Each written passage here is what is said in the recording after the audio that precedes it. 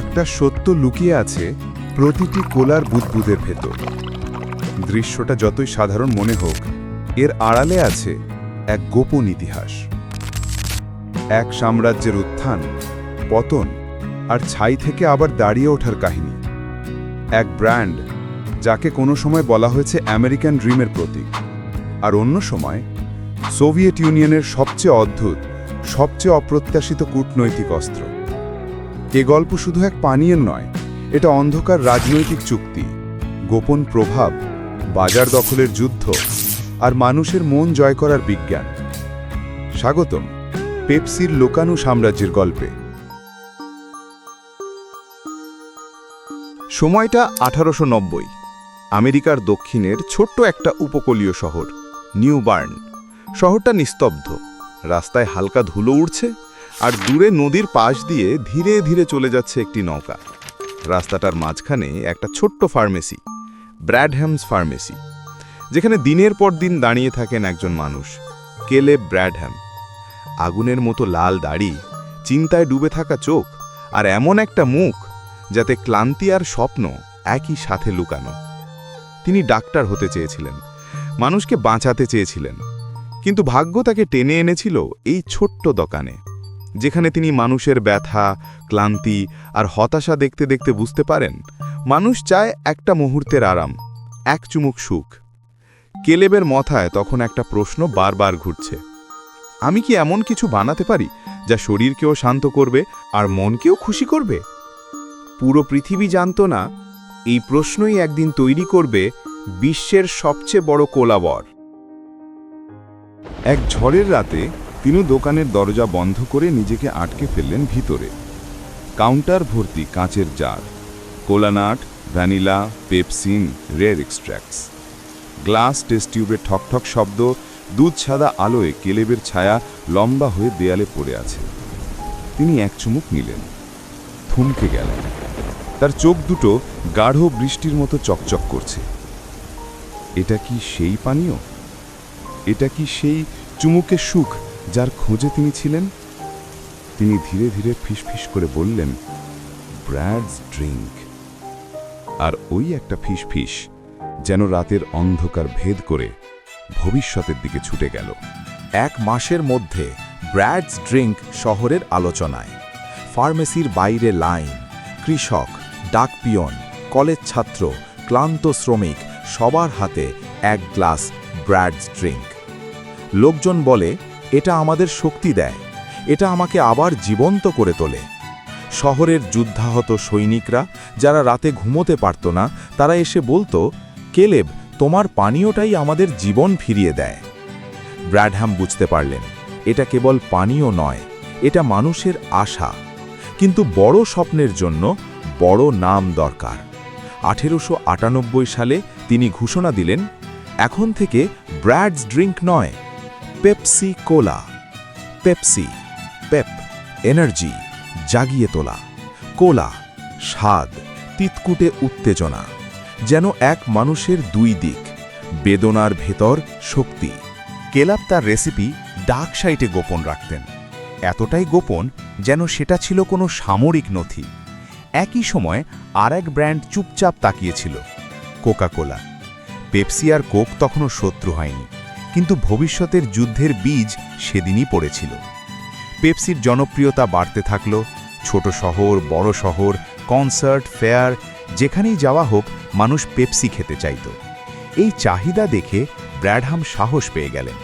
তিনি কারখানা বানালেন, বটলিং প্ল্যান্ট চালালেন, রেল লাইন ভরিয়ে দিলেন পেপসির বোতলে। শহরের লোকেরা বলতো, কেলাব শুধু পানীয় বানান না, তিনি ভবিষ্যৎ বানান। কিন্তু ইতিহাসের নিয়ম এই, যখন স্বপ্ন খুব বড় হয়, সেটা ভেঙে যাওয়ার শব্দও খুব বড় হয়। 1918 যুদ্ধ শেষ, কিন্তু চিনি রাতারাতি সোনার দামে। পেপসির ব্যবসা পুরোপুরি চিনির ওপর দাঁড়ানো। সুগার মার্কেট ক্র্যাশ মানেই পেপসি ক্র্যাশ। আর তারপর মহামারী, অর্থনৈতিক মন্দা, যুদ্ধ পরবর্তী মূল্যবৃদ্ধি, সব একসাথে পেপসির গায়ে আঘাত করতে লাগল। কেলেবের কারখানা একের পর এক লস দিতে থাকে। তিনি ব্যাংক থেকে লোন নেন, লোনের সুদ লাফিয়ে লাফিয়ে বাড়ে। তার নীল চোখ ধীরে ধীরে নিভে আসে, যেন রাতের আলো। একদিন তিনি হিসাবের খাতা বন্ধ করে দোকানের কাউন্টারে বসে বললেন, আমার সন্তানের মতো ব্র্যান্ডটা আমি বাঁচাতে পারলাম না। 1923 সালের সেই গরম দুপুরে পেপসি ঘোষণা করল বড় সড় দেউলিয়া। পথের ধুলায় পড়ে রইল ব্র্যাডহামের শত স্বপ্ন। ইতিহাস সেখানে লেখা হল the first death of Pepsi. 1923 সালে পেপসি যখন প্রথমবারের মতো দেউলিয়া হলো, শহরের রাস্তায় একটা গুজব ছড়িয়ে পড়ে। পেপসি শেষ, ব্র্যাডহাম শেষ, ব্র্যান্ডটি আর কখনো ফিরবে না। কিন্তু ইতিহাস জানে মৃত্যুর পরই দ্বিতীয় জন্মের শুরু। কেলেব ব্র্যাডহামের পর পেপসি কয়েকজন ব্যবসায়ীর হাতে যায়। একবার নয়, দুবার নয়, 2 দশকে 3 বার দেউলিয়া হয় পেপসি। মানুষ ভাবত যে ব্র্যান্ড এতবার পরে সে আর উঠতে পারে না।